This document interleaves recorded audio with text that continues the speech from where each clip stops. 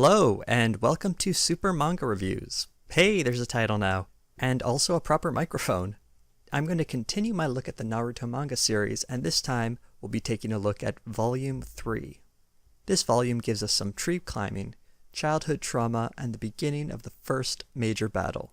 We get a nice bit of training in the opening chapter of this volume as Naruto, Sasuke, and Sakura are tasked with learning how to run up trees using their chakra, a sort of ninja magical energy.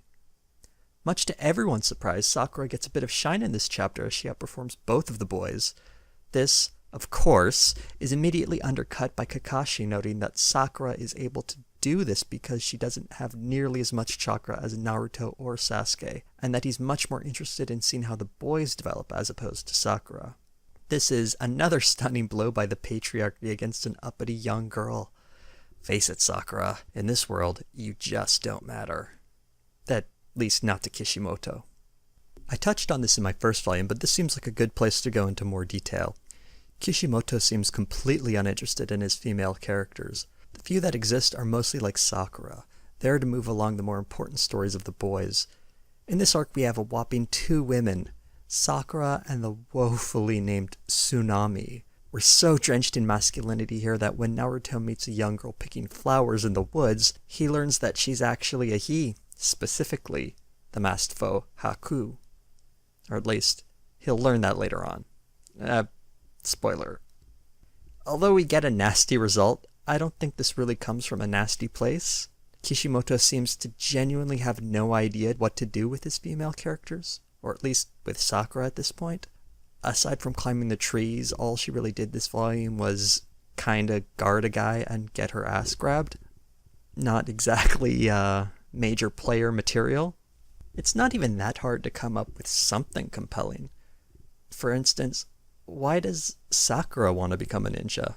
I mean, we know Naruto wants to do it to become the next Hokage so everyone will love him, and Sasuke has some sort of revenge mission, but why is Sakura there?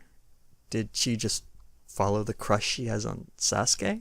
And while we're on the subject, why does she even find a broody little shit like Sasuke so attractive? Is it just because he's inherently awesome? I'll get to my beefs about Sasuke in a future video.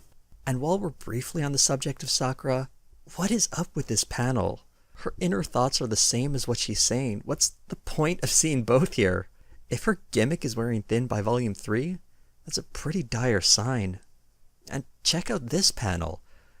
This occurs during the big battle that takes up most of the volume, and Kira Kakashi is trying to figure out a course of action in this big fight, and he doesn't even mention Sakura's role in it. Hell, she doesn't even get to be in the panel next to the guy she's supposed to be guarding. It's like they couldn't be bothered to draw her. The rest of this volume focuses on the more masculine problem of father figures.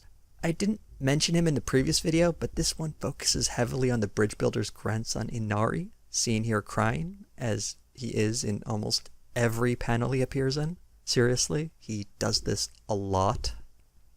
Inari resents Naruto's willful attitude as he sees some similarity between it and the attitude of his late foster father, Kaiza. It was that willful attitude that drove Kaiza to stand up to crime boss Gato, and it's what eventually got him killed. It's not really clear if this is some sort of secret concern Inari has for Naruto, or if he just hates the idea of Naruto doing what his foster father couldn't, but Inari acts like a brat towards Naruto for several chapters as this story unfolds. Running alongside this subplot is Haku's unique relationship with Zabuza. Most of this flashback was told without words, but from the few we do get, we can see that Haku was alone until Zabuza decided to start taking care of him. So now Haku is utterly devoted to his psychopathic foster figure. And although it's only briefly touched upon in this volume, Naruto and Iruka are a similar adoptive son, foster father figure pairing. These 3 examples highlight the importance of having a father figure in one's life, and the different paths it can take you on.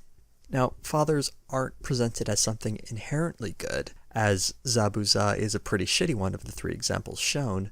It does illustrate how a good one can change a child's life for the better, as seen with Naruto and Iruka. And losing that good one can leave you aimless and frustrated, as seen with Inari and Kaiza. And of course, that last example, Haku and Zabuza, leaves you on a path towards being a bloody assassin. the Zabuza-Haku relationship might be a bit harder for most people to relate to. Or at least I hope. And I want to throw in something else here that might be a bit more controversial, but remember how I mentioned Inari cries in literally almost every panel he's in? This suggests something dramatic to me, that Naruto is secretly Inari. You may be saying, that doesn't make any sense. We got a scene where Naruto literally saves Inari's life. How can he save himself? Try to think about this.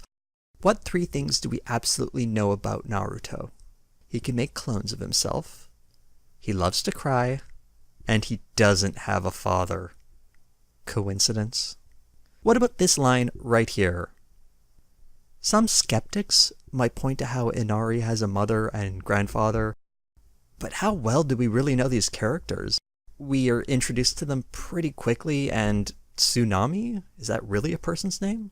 Are we certain they're not a mischievous fox demon doing something underhanded, maybe substituting himself in the place of the real Inari? Was there a real Inari?